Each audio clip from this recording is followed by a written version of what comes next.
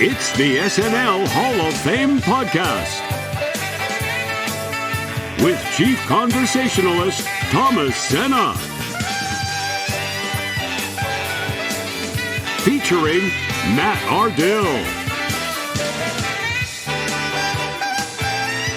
And now, curator of the hall, JD.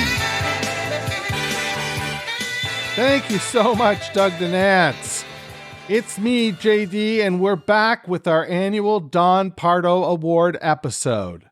Previously on this program, we've celebrated Mr. Pardo himself, as well as the Saturday Night Live band last year. The SNL Hall of Fame podcast is a weekly affair where each episode we take a deep dive into the career of a former cast member, host, musical guest, or writer, and add them to the ballot for your consideration. Once the nominees have been announced, we turn to you, the listener, to vote for the most deserving and help determine who will be enshrined for perpetuity in the hall. And that's how we play the game, folks. It's just that simple. Only this week, we aren't playing that game. Now, wipe your feet and follow me to the conference room. Matt and Joe are waiting for us to break down this year's award winner. There they are. Matt, how you doing this evening? Hey, JD, I'm good. And yourself? I'm fabulous. I love these episodes. And I love that today is the first day that voting opened. Yeah. Can't wait to see how it all turns out. Yeah, so remember that. If you're listening to this, voting is now open.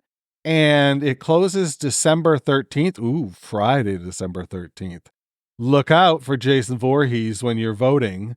And you're eligible to vote right up until midnight of that night and Eastern time. So there's that. Joe, how about you, buddy? I'm doing good. Out of the break room and into the conference room, ready to do this. Oh, love it. I hope you brought your water bottle anyway. Yes, sir, I did. All right. Well, let's get right into this. You know, there's often a lot of talk about saving Saturday Night Live. And for my money, our award winner this year has to be near the top of the list. 1 or 1A anyway. This is somebody who has been on the ballot for 3 years and has not been elected the way people are traditionally brought into the Hall of Fame, but he is now removed from the ballot because he is this year's Don Pardo Award winner. And of course, I'm talking about Dick Ebersol. So we're going to get a bit of a breakdown on Dick Ebersol. And really, the way we thought about it was there's two distinct sort of eras. And so Matt is going to handle the early era and Joe is going to take care of the latter era, and ne'er the twain shall meet. No, I'm just joking. All right, Matt, kick it. Awesome. Okay, Dick Ebersol, born July 28th, 1947 in Torrington, Connecticut, son of Mary and Charles Roberts Ebersol. He dropped out of Yale in 1967 to join the ABC sports team as television's first Olympic researcher. That's how he started his career that has spanned decades. In 1974, Barry Diller, CEO of Paramount at the time, pushed him to jump ship to NBC, where he had been offered a position as in late night programming as the vice president of late night. And this is at the age of 28. He was the first vice president of NBC under the age of 30. And in many ways, it's the lessons that he learned in sports broadcasting that would serve him in helping with the creation of the beast that we now know as SNL. Of his journey to NBC, he said in the oral history of SNL, live from New York, in the spring of 1974, I was approached by NBC to come over to essentially run their sports department. At the time, I was Rooney Ulrich's assistant at ABC. I said no. I think they were in shock. I mean, how could somebody who was 27 turn that down? But I felt they didn't take sports seriously. They wouldn't give it the resources or wouldn't put the resources into it. And besides, I didn't want to compete against the best person who'd ever done it before or since, Rooney. My saying no apparently impressed them, so Herbert Schlosser, the president of NBC, so lo and behold, in the summer of 1974, Schlosser invited me to his place on Fire Island, along with Marvin Antwowski, one of the programming executives, and basically laid the whole thing out. How Johnny Carson had given them fair warning he didn't want weekend repeats of The Tonight Show to exist after the summer of 1975. They had begun to order up some specials. One had Burt Reynolds sort of hosting. It was talky. It had some comedy bits for the time period. I was intrigued, even though I had no background whatsoever in late night. I had been a sports kid since I dropped out of Yale to work for Rooney in 1967. I told Rooney that I was leaving the same morning Nixon resigned. I had a whole deal to come over to NBC as head of weekend late night programming. I had 1 year to come up with a show to go into that time period. And that show, if the show is creatively sound, I had Herb's word I would get 6 months on the air. So with a year and, as Jake and Elwood would call it, a mission from God, Dick started mixing the right ingredients in the fall of 1974. So after digging for a while, he realized the only way to make this work would be if it skewed towards a younger audience, an audience who would be up late, either getting ready to go out or coming home from the club. So he needed to lean into that. If Monday to Friday was for Mr. and Mrs. America watching Johnny, then Saturday night would be for the hippies, the punks, and the freaks, the teens who were out protesting and screaming and reading Mad Magazine. At first, he approached Richard Pryor. This would lead to some of the early season's first hosts who helped establish the tone of the show. It was Dick who got Pryor, Carlin, Tomlin, Steve Martin, and Linda Ronstadt to be a part of the project. And in fact, that was supposed to be the very first lineup, the original cast, when he started working on this project, which would have been bonkers, to be honest. Shortly after he approached Richard Pryor, he was approached by Sandy Warnick, an agent at ICM, who brought him Lorne Michaels.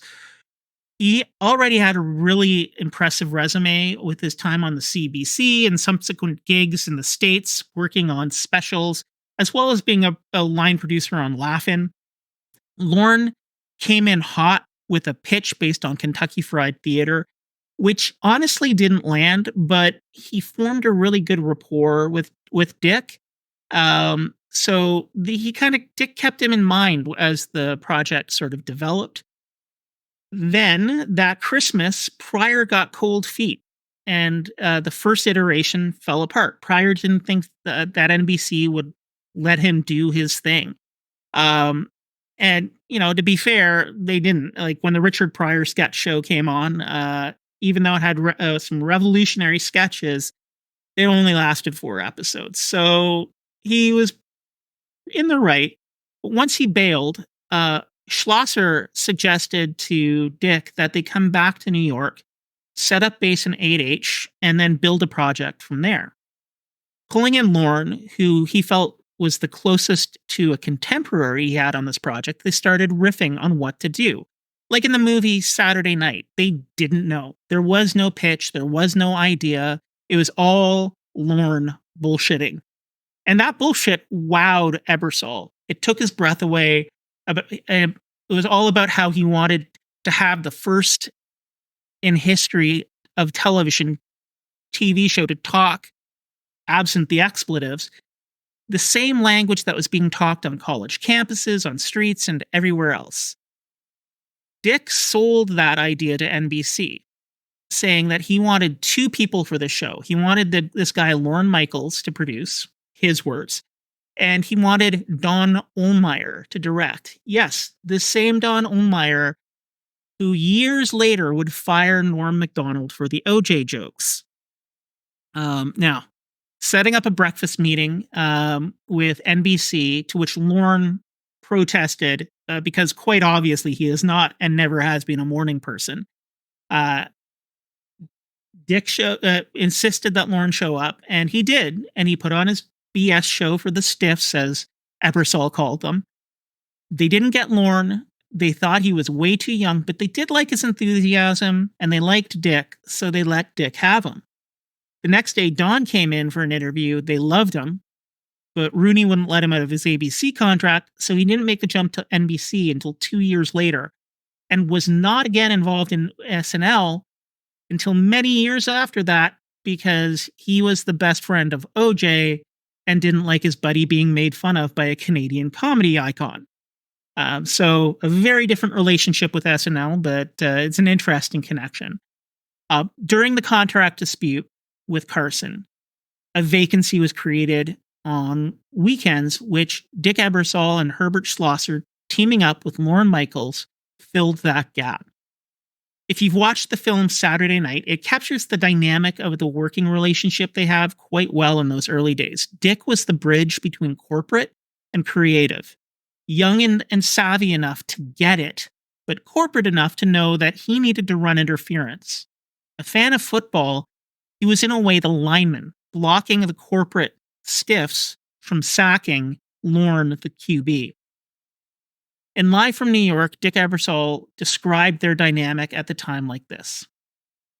If you ask Lorne what I contributed to the show, what I think he would say is that during that time of development, that stage, and the launch, I created an island on which he could exist, and no one else could touch him. And from that island, a great kaiju of sketch comedy escaped, climbing 30 Rockefeller Place, Fay Ray in hand, obviously played by Gilda, and changed the world of comedy forever. Matt, that is some good stuff. That was really wild. I didn't realize. I still haven't seen Saturday Night. Really? So yeah, it really does do a very good job of capturing that how Dick was just sort of blocking all the BS from hitting Lorne and letting him being creative. So it fudges some of the details, skews some of the timelines, but it really does capture that very well. Now, from there, Dick Ebersol remained in that role, or a role thereabout. But then something happened on the show. In season 5, or after season 5, everybody left. Basically gone. And they needed to start from scratch. That's where Joe comes in with the latter story of Dick Ebersol. Joe, take it away, my friend. So after the first 5 years, the show was going to continue on, basically in name only. Lorne left, the cast left, but the show was going to go on. Same name, same format, but everything else was different. And Gene Dominion, who was talent coordinator for the first 5 years, was going to take over as executive producer, basically take over Lorne Michaels' job. And from every source that I've seen and read, she did not do a good job. The ratings were down, the sketches were weird, and it was immediately discovered that she needed to be replaced. So, picked by Brandon Tarakoff, who was head of NBC Entertainment at the time, he picked Dick Ebersol to replace Gene Dominion. And he would be what I like to call SNL's stepdad. He would be basically replacing the guy that created Saturday Night Live in the first place. You know, he was in there in the background, and now here he is taking over as executive producer. And he did it with Lorne Michaels' blessing, which personally I think is very classy. He could have just done it just as a professional thing, but he sought out his friend's blessing to do so and went ahead with it after he got it. So, after a month, Dick took over, and after taking a month to retool the show, he took over. 6 cast members were fired, and 3 cast members were hired. Tim Kazurinsky and Robert Duke and Tony Rosato, both who were from SCTV. So then, on April 11th, 1981, the show went on the air, without a host, which is extremely rare, as you may know. However, Chevy Chase, Al Franken did make cameos on Weekend Update. Chevy kind of made cameos throughout the show, and Al Franken made a cameo on Weekend Update. Then a writer's strike basically canceled the rest of the season, and 2 more cast members were fired. So then in the fall of 1981, Lauren suggested that they should add Michael O'Donoghue, a writer from the first 5 years, to be the head writer for Saturday Night Live, starting in season 7. And for that whole year, Dick Ebersol, reluctantly hired him, but for that whole year, butted heads against Michael O'Donoghue. And if you know Michael O'Donoghue's humor, it's good to be mixed in with a sketch comedy show, to have it featured maybe once a week or so, but to have his type of humor for an entire season is kind of tugging on the collar. So I kind of don't blame Dick Ebersol for butting heads with Michael O'Donoghue, even though I think the idea was to have a writer from the first 5 years to be the head writer. But eventually, as the season ended, Dick ended up firing Michael O'Donoghue. So then in the fall of 1982, season 8, pretty much textbook year. Nothing really, too historic to feature here, other than Dick Ebersol was one of the people that went through with the ban and firing of Andy Kaufman from the show via phone-in votes. So that was the season of 82-83, which was season 8. Next year, Dick Ebersol saw that Eddie Murphy, who was the hottest cast member at the time, he saw that Eddie Murphy was doing movies as well as, wanting to be on Saturday Night Live. He didn't want to lose Eddie Murphy, so he had a negotiation and had Eddie pre-tape sketches and had them mixed in to the show as the season went on. And then also, Dick Ebersol saw that when Billy Crystal hosted, he kept him in mind and saw that Billy was a great fit for Saturday Night Live. Which brings us to Dick Ebersol's most famous season from his whole tenure on Saturday Night Live, which is season 10, 1984 to 85. And this is, spoilers, Dick Ebersol's last season. Instead of hiring new cast members, or instead of hiring new talent to be new cast members, Dick Ebersol went out and just got seasoned actors, people who are already famous, to be cast members on the show. So he got Billy Crystal, Martin Short, Christopher Guest, to go along with people who were, Jim Belushi, Julia Louis-Dreyfus, who were already cast members on the show. So basically, it was a no-fail situation where it was all to win. However, instead of relying on live sketches, Dick Ebersol started to feature a lot more pre-taped sketches as the season went on. And then Dick Ebersol had no qualms about firing cast members.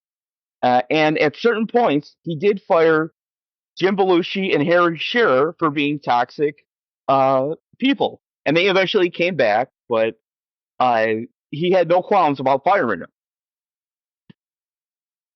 So then that season came to a close, and NBC asked him, what would it take to have you come back in the 85-86 season?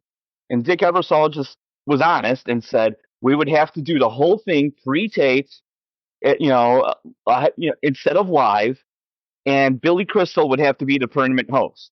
So basically, it went from Saturday Night Live in name only with the format, and Dick Ebersol said, if you want me to come back, it would be not Saturday Night Live. It wouldn't be live, and it wouldn't have the rotating host, and everything that he inherited would be totally different. So obviously, NBC wasn't going to have that. So Dick Ebersol parted ways with Saturday Night Live, and Lauren came back, had an experimental year, And then the year after that, he had the second golden age, and so forth and so forth. So to sum up Dick Ebersol's 80s tenure as executive producer, he did save the show while experimenting, and he kept it on the air. And sure, there was highs and lows. He inherited a low and got it to a high. And he, I think, is responsible for keeping it on the air until Lorne Michaels came back. So we have him to thank for seasons, 6 through 10, and keeping it alive until Lorne came back. So thank you, Dick Ebersol, for that. Yeah. Some good stuff there, Joe. Interesting. Basically, we have painted a complete picture at this point of Mr. Ebersol and his relationship with Saturday Night Live, which is, of course, important when we're talking about the SNL Hall of Fame. So, let's celebrate Dick Ebersol as the season 6 Don Pardo Award winner, and make sure to get out and vote. You get 15 votes on your ballot. I believe there's 41 names on the ballot. It might be 40 now that we've taken Dick Ebersol off. But it's going to be a tough job, and we want to make sure we get some people in this year because there are some last time ballot holders on there. Anything you want to say, Matt, to close? I'm just glad we were able to get Dick into the Hall of Fame. I have to say, Joe, that was a very kind way of describing Lorne's season 11 as experimental. It's an infamous season. But yeah, I'm really glad to see Dick inducted into the Hall of Fame and I think the Don Pardo Award is the perfect way to do it. So it makes me really happy, and I'm looking forward to voting and seeing who makes the cut this season. Absolutely. Joe, any last words from you, my friend? Yes. Again, he deserves to be in the Hall of Fame. And he could have quit after any season, and most likely the show would have been canceled. Regardless of Joe Piscopo, Eddie Murphy, or Martin Short. So Dick Ebersol could have thrown in the towel at any minute. He didn't, and kept it going until Lorne was ready to come back. So the fact that it got to season 10, it was kind of like, well, you can't cancel it now. And, people are kind of getting used to it. It's been on 10 years. And we have Dick to thank for that. And yes, I'm glad that we could thank him by inducting him to the Hall of Fame. Well put. And on that note, we are going to leave the conference room and get, Matt will go back to his corner and Joe will go down to his lunchroom, and I'll sit at the front bitching about everybody's footwear. So there's that. Please do me one favor, though, as you're leaving, and as you pass the weekend update exhibit, turn out the lights, because the SNL Hall of Fame is now closed. Thanks for listening to the SNL Hall of Fame podcast. Make sure to rate, review, share, and subscribe to the show wherever you get your podcasts. Follow us on social media at SNL HOF. This is Doug Denant saying, see you next week.